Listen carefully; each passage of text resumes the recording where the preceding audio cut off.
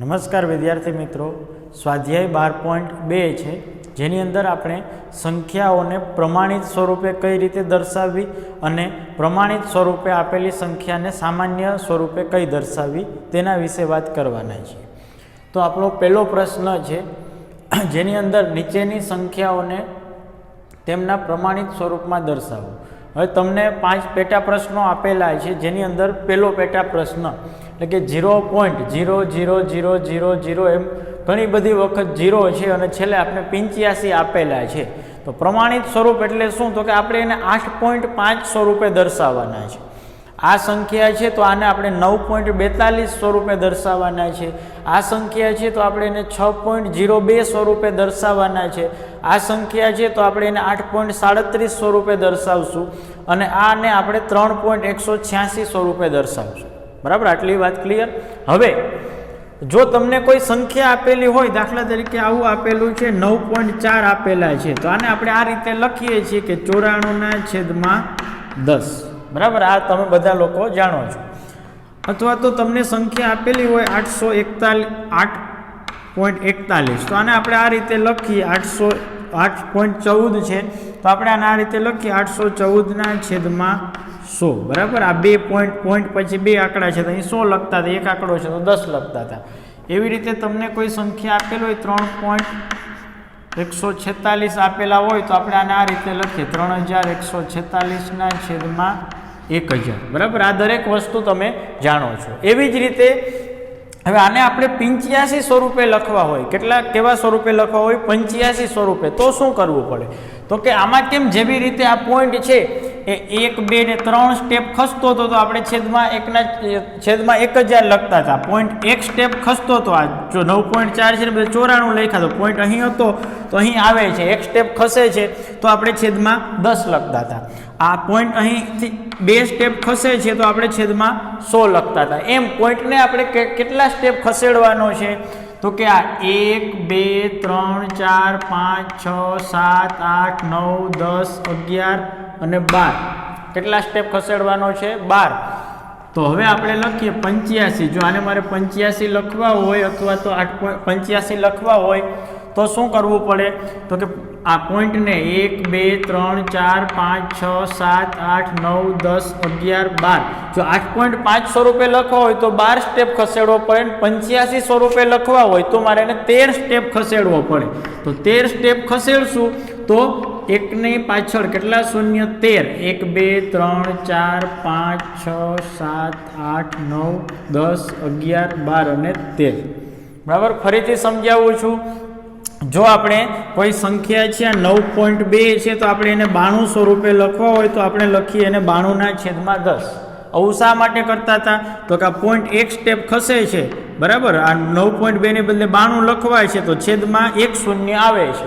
તો અહીં મારે 85 લખવા હોય તો 85 લખવા માટે આ પોઈન્ટ છે એને મારે કેટલા? 13 સ્ટેપ ખસેડવો પડશે. 13 સ્ટેપ ખસેડું છું એટલા માટે હું એકની પાછળ 13 શૂન્ય લગાડું છું. ચલો, આટલી વાત ક્લિયર. હવે આના બરાબર હું આવું લખી શકું 85/10^13. કેટલી ઘાત? 13 ઘાત. જો 100 હોય, આ 100 છે, બરાબર, એને આપણે 10નો વર્ગ લખીએ છીએ, 10^2 ઘાત. જો 1000 હોય તો આપણે એને 10^3 ઘાત લખીએ છીએ. બરાબર, 10^3 ઘાત એટલે શું? તો કે 10 × 10 × 10, તો એ કેટલા થશે? તો કે 1000. 10^2 ઘાત એટલે શું? તો કે 10 × 10, તો એ કેટલા થશે? 100. 10^1 ઘાત, આ 10 હોય તો આપણે એને 10^1 ઘાત લખીએ, તો એ કેટલા થયા? 10 થયા. બરાબર, એવી રીતે જો 10^4 ઘાત હોય તો આપણે એને 10 × 10 એમ 4 વખત. એવી જ રીતે આ 10^13 ઘાત છે, તો પાછળ કેટલા શૂન્ય? એકની પાછળ કેટલા શૂન્ય? 13 શૂન્ય. કેમ કે જો આમાં 10^2 ઘાત હતી તો એકની પાછળ 2 શૂન્ય આવતા હતા. 10^1 ઘાત છે તો એકની પાછળ 1 શૂન્ય. 10^3 ઘાત છે તો એકની પાછળ 3 શૂન્ય. એવી રીતે જો એકની પાછળ 13 શૂન્ય હોય, એકની પાછળ 13 શૂન્ય હોય તો એ 10ની કેટલી ઘાત થશે? 13 ઘાત થશે. ચલો, આટલી વાત ક્લિયર. હવે 8.5 સ્વરૂપે લખવાના છે. આપણે 85 કઈ રીતે આવે છે એ ખબર પડી. પહેલા 2 દાખલા છે એ હું આ રીતે સમજાવીશ, બાકીના 3 દાખલા છે આપણે ટૂંકી રીતથી સમજશું. બરાબર, હવે 8.5 સ્વરૂપે લખવા છે, તો 85 ને મારે 8.5 લખવા હોય તો એને આ રીતે લખું 8.5 ગુણ્યા 10, 8.5 ગુણ્યા 10 એટલે કેટલા 85, અને છેદમાં તો 10^13 છે, 10^13. ચલો હવે આનું આપણે સાદું રૂપ આપીએ 8.5 ગુણ્યા 10^1 - 13 આવું થશે ને. આ છેદમાં છે ઉપર અંશમાં જશે તો કેટલા થઈ જશે માઇનસ, તો આના બરાબર આપણે લખશું 8.5 ગુણ્યા 10^-12. બરાબર, આપણે 8.5 સ્વરૂપે જોતા હોય તો 8.5 ગુણ્યા 10^-12. પહેલા આપણે એને 85 સ્વરૂપે લખતા હતા તો 10^-13 છેદમાં આવતી હતી. હવે એ છેદમાં છે એને અંશમાં મોકલશું તો એ માઇનસ થઈ જશે. આ 8.5 સ્વરૂપે લખો હોય તો 85 ગુણ્યા 10 એટલે કે 10^1. બરાબર. ત્યારબાદ બીજો પ્રશ્ન છે, એને આપણે હવે 9.42 સ્વરૂપે ડાયરેક્ટ લખશું. આપણો પહેલો દાખલો હતો એટલે મેં આ રીતે વિસ્તૃત રીતે તમને સમજૂતી આપેલી છે. હવે બીજા દાખલાની અંદર આપણે ડાયરેક્ટ એને 9.42 સ્વરૂપે લખીએ. ચલો આના બરાબર લખશું. હવે પેલું કામ શું કરવાનું છે, પોઈન્ટને કેટલા સ્ટેપ ખસેડીએ છીએ તો કે 1 2 3 4 5 6 7 8 9 10 11 અને આ એક 12. તો અહીંયા હું લખું છું 9.42 છેદમાં આ એકની પાછળ કેટલા શૂન્ય 12, 1 2 3 4 5 6 7 8 9 10 11 અને 12. ફરીથી ચલો 9.42 આપણે 9.42 સ્વરૂપે લખવા છે. તો 9.42 સ્વરૂપે લખવા હોય તો પોઈન્ટ કેટલા સ્ટેપ ખસે, 1 2 3 4 5 6 7 8 9 10 11 અને 12. એટલે કે 943 લખવા હોય, ખાલી 942 લખવા હોય તો 12 ની બદલે 14 આવશે. બરાબર, જે પહેલો દાખલો હતો એટલા માટે મેં એ રીતે તમને 85/10^13 લખીને પછી આપણે 8.5 સ્વરૂપે લખ્યા. બીજો દાખલો છે એટલે આપણે ડાયરેક્ટ ગણતરી કરીએ. તો હવે આ 9.42 ને આપણે 9.42 એમનેમ રાખશું. આ એકની પાછળ 12 શૂન્ય છે તો એ શું થઈ જશે 10^12. 9.42 ના છેદમાં 10^12 એટલે કેટલા તો કે 9.42 ગુણ્યા 10^-12. કેટલી ઘાત થશે -12. આ ઘાત છે છેદમાં છે અંશમાં આવશે તો એ કેવા થઈ જશે માઇનસ. બરાબર. ત્યારબાદ હવે ત્રીજો, ચોથો અને પાંચમો પ્રશ્ન છે. આપણે હવે બંનેમાં ફેર શું છે, પહેલા બીજામાં આ પહેલો અને બીજો છે એક રીતે સરખા છે, ત્રીજો કંઈક અલગ છે. કઈ રીતે? હવે જુઓ, આની અંદર પોઈન્ટ છે એ કઈ બાજુ ખસતો હતો, જમણી બાજુ ખસતો હતો. આ પોઈન્ટ છે એ જમણી બાજુ આપણે એને ખસેડતા હતા. આમાં શું કરવાનું છે, પોઈન્ટ છે એને આપણે ડાબી બાજુ ખસેડવાનો છે. કઈ બાજુ ખસેડવાનો છે? ડાબી બાજુ. આમાં પણ પોઈન્ટ જમણી બાજુ ખસતો હતો, આમાં આપણે પોઈન્ટને ડાબી બાજુ ખસેડવાના છે. પેલા આ રીત મુજબ હું અહીં કરું છું દાખલો, પછી ટૂંકી રીતથી સમજાવું છું. ચલો આને આપણે 6.02 લખવા. કેટલા લખવા? 6.02. તો પોઈન્ટ અત્યારે અહીં છે, આ 0 છે, અહીંયા પૂરા થાય છે અંકો, તો અહીં હશે પોઈન્ટ અત્યારે અહીં હશે. હવે પોઈન્ટને મારે ડાબી બાજુ ખસેડવો છે. કેટલા સ્ટેપ ખસેડવાનો છે તો કે આ 1 2 3 4 5 6 7 8 9 10 11 12 13 14 અને 15. તો 6.02 ગુણ્યા 10^15. હવે જુઓ, અહીં છેદમાં લખતા હતા, અહીં આપણે અંશમાં લખીએ છીએ. શા માટે? તો કે અહીં પોઈન્ટ છે એ ડાબી બાજુ ખસે છે, અહીં પોઈન્ટ છે એ જમણી બાજુ ખસતો હતો. જો જમણી બાજુ ખસતો હતો એટલા માટે આપણે એને છેદમાં લખતા હતા. એટલે જો ડાબી બાજુ ખસે, દાખલા તરીકે હું તમને એવું લખું કે 8.5 ગુણ્યા 1000 છે, તો આપણે એને કઈ રીતે લખીએ તો કે આ 85. બરાબર, અને છેલ્લે 2 શૂન્ય. આમાં પોઈન્ટ શું થાય છે, જેવી રીતે 8.5 ગુણ્યા 1000 એટલે 8500 એ રીતે લખશું આપણે. તો એ રીતે 6.02 છે એનો 10^15 વડે ગુણાકાર કરું તો આ શું થશે તો કે 6.02 ગુણ્યા 1 કેટલા શૂન્ય 15. 1 2 3 4 5 6 7 8 9 10 11 12 13 14 અને 15. ચલો હજુ આનું આગળ સાદુરૂપ આપીએ. 2 સ્ટેપ ખસેડશું તો 2 શૂન્ય દૂર થઈ જશે એટલે કે 602. હવે કેટલા શૂન્ય? 1 2 3 4 5 6 7 8 9 10 11 12 અને 13. 1 2 3 4 5 6 7 8 9 10 11 12 અને 13. બરાબર, આ થશે આપણી રકમ. હવે દરેક વખતે આ રીતે આપણે લાંબી રીતથી દાખલો ગણવાની જરૂર નથી, પણ ફક્ત આપણે એક વસ્તુ ધ્યાનમાં લેવાની છે કે પોઈન્ટ કઈ બાજુ, કઈ દિશામાં, ડાબી બાજુ ખસે છે કે જમણી બાજુ, એ વસ્તુ ખાસ ધ્યાનમાં રાખવાની છે. ચલો હવે 6.02 6.02 ગુણ્યા 10ની, ચલો કેટલા સ્ટેપ ખસે તો કે આ અહીં છે પોઈન્ટ, તો આ 1 2 3 4 5 6 7 8 9 10 11 12 13 14 અને 15, તો 6.02 ગુણ્યા 10ની કેવી ઘાત 15 ઘાત, કેવી પ્લસ. શા માટે પ્લસ તો કે પોઈન્ટ છે એ ડાબી બાજુ ખસે છે, આમાં દરેકમાં પોઈન્ટ જમણી બાજુ ખસતો હતો તો માઇનસ જવાબ આવતો હતો, ડાબી બાજુ ખસે તો પ્લસ આવે. ચલો હવે આ જ દાખલો પહેલા અને બીજા દાખલા જેવો છે અને આપણે આ રીતે લખીએ 8.37 છે એની બદલે 8.37 ગુણ્યા, ચલો પોઈન્ટ કેટલા સ્ટેપ ખસે, આ 1 2 3 4 5 6 7 8 અને 9, 10ની 9 ઘાત, કેવી 9 ઘાત પ્લસ કે માઇનસ, તો થશે -9 ઘાત. શા માટે -9 ઘાત એટલે કે પોઈન્ટ છે એ જમણી બાજુ ખસે છે એટલા માટે અહીં થશે માઇનસ.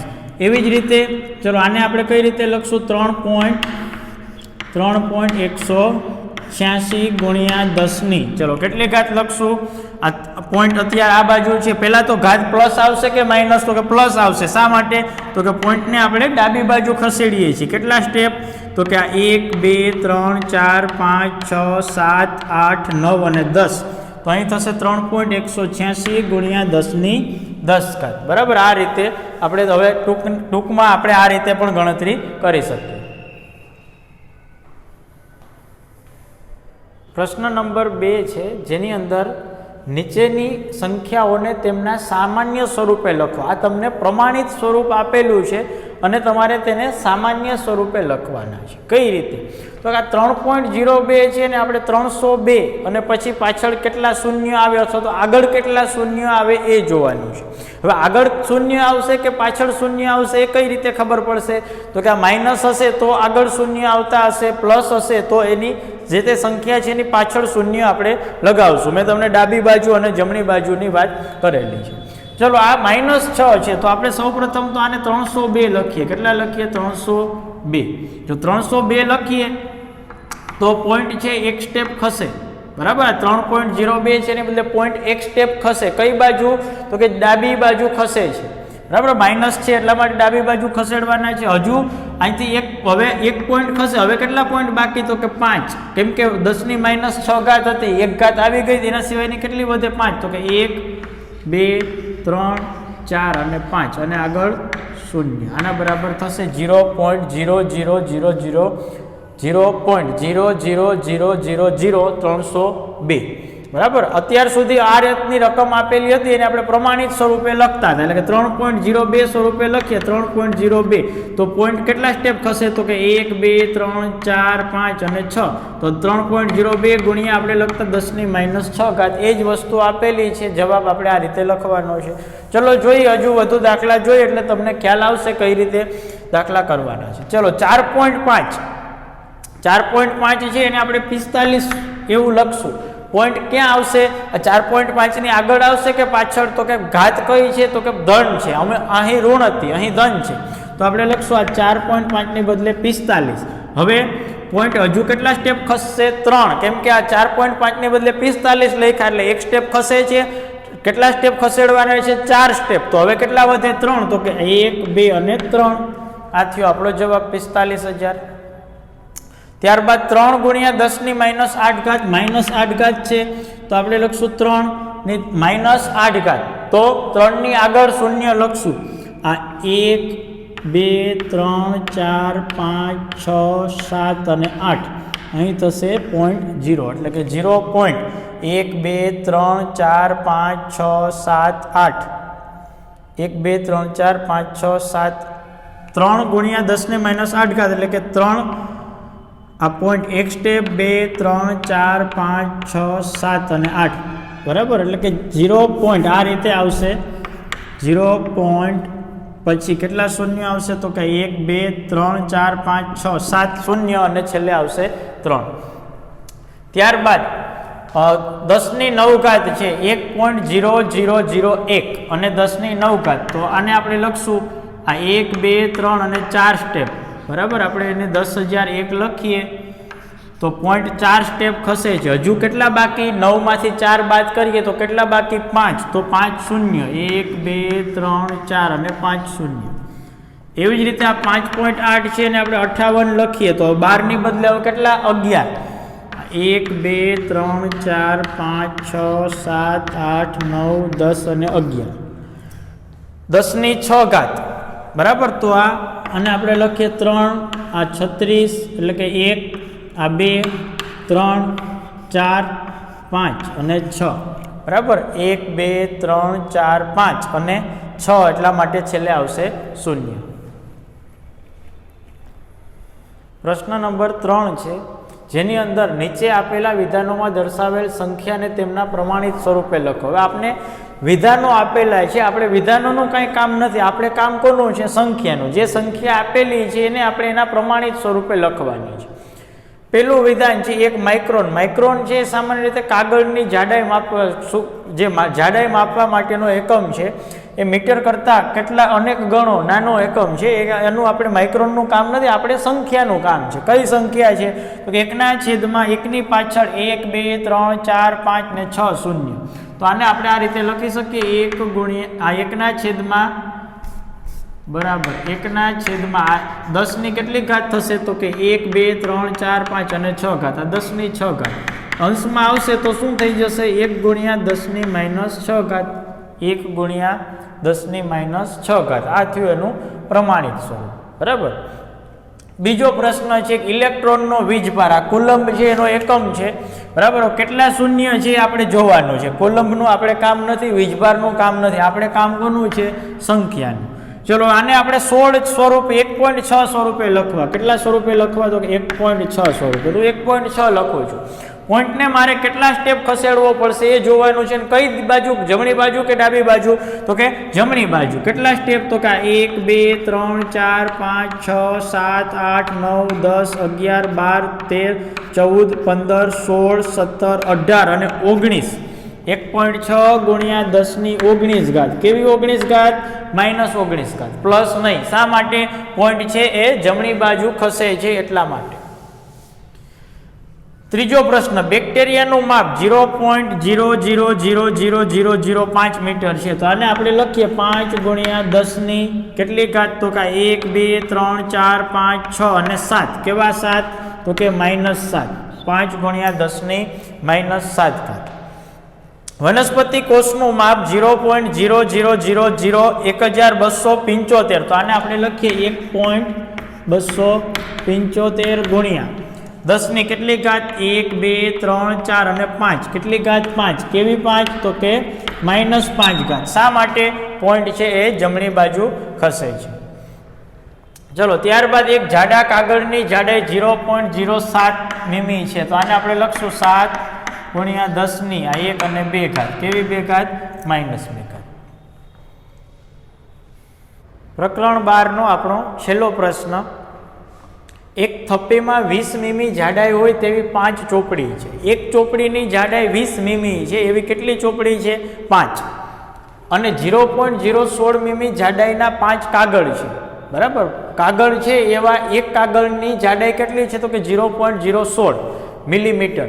બરાબર. એવા કેટલા કાગળ છે? 5 કાગળ છે. તો થપ્પીની કુલ ઊંચાઈ, હવે થપ્પી છે એમાં ચોપડી અને એનું પૂઠું આ બે વસ્તુ છે. થપ્પીમાં 20 મીમી જાડાઈ તેવી 5 ચોપડી છે. ચોપડી છે તેની અંદર કાગળ હોય, પૂઠું હોય. બરાબર. હવે કેટલી? તો કે 20 મીમી જાડાઈ ધરાવતી હોય એવી 5 ચોપડી છે. તો આપણે લખીએ અહીં છેલ્લે આપણે મેળવવાનું શું છે? તો કે કુલ ઊંચાઈ. કુલ ઊંચાઈ એટલે કે ચોપડી એટલે કે એના કાગળ અને પૂઠું. બરાબર. બધી વસ્તુ આવી જાય એમાં. એની આપણે કુલ માપ કેટલું છે આપણે મેળવવાનું છે. ચલો અહીં થપ્પીમાં 20 મીમી જાડાઈ હોય તો 5 ચોપડી છે. અહીં એક ચોપડીની જાડાઈ, અહીં એક ચોપડીની જાડાઈ બરાબર 20 મીમી. તો આવી કેટલી ચોપડી છે? તો કે 5. આપણે કીધેલું છે ને કે 5 ચોપડી છે. તો 5 ચોપડીની જાડાઈ બરાબર શું? તો કે 5 ગુણ્યા 20/1. બરાબર. 5 ગુણ્યા 20/1 તો થશે 100 મિલીમીટર. એટલે કે 100 મીમી જાડાઈ થશે. કોની? તો કે ચોપડીની. બરાબર. હવે આગળ 0.016 મીમી જાડાઈના 5 કાગળ છે. તો આપણે લખીએ 1 કાગળની જાડાઈ, એક કાગળની જાડાઈ બરાબર એક કાગળની જાડાઈ 0.016 મીમી. તો આપણી પાસે આવા કેટલા કાગળ છે? તો કે 5. તો આપણે લખશું 5 કાગળની જાડાઈ બરાબર શું? તો કે 5 ગુણ્યા 0.016 છેદમાં 1. ચલો 5 ગુણ્યા 0.016, 16 પંચા 80 બરાબર. અથવા તો એ રીતે ન ખબર પડે તો 0.016 ગુણ્યા 5, 16 5 6 5 30 શૂન્ય વધી આવશે 3, 5 1 5 ને 3 8 બરાબર. આ 0 પોઈન્ટ અને 0 તો અહીં થશે 0.08 બરાબર. 0.08 શું? 0.08 મી. આ થયું ચોપડીનું માપ, આ થયું પુઠ્ઠાનું. ચોપડી છે તો એની ઉપર સોરી આ થયું ચોપડીની જાડાઈ, આ થઈ એક કાગળની જાડાઈ બરાબર. હવે આપણે શું પૂછેલું છે? તો કે કુલ ઊંચાઈ. કુલ ઊંચાઈ એટલે શું? તો કે આનું માપ વત્તા આનું માપ, એટલે આપણે લખશું હવે કુલ ઊંચાઈ અથવા તો કુલ જાડાઈ બરાબર. કુલ ઊંચાઈ બરાબર 100 મીમી વત્તા 100 વત્તા 0.08 મીમી. 100 વત્તા 0.08 એટલે કેટલા? તો કે 100.08 મિલીમીટર એટલે કે મી. હવે આને આપણે પ્રમાણિત સ્વરૂપે લખવા હોય તો શું કરશું? તો કે 1.0008 ગુણ્યા 10ની ચલો કેટલી ઘાત થશે? પોઈન્ટને કઈ બાજુ ખસેડા આપણે? ડાબી બાજુ. કેટલા સ્ટેપ? 2 સ્ટેપ બરાબર. આ રીતે આપણો પ્રશ્ન પૂર્ણ થશે અને આ દરેક વસ્તુ તમારે તમારી ફેરબુકની અંદર લખવાની છે.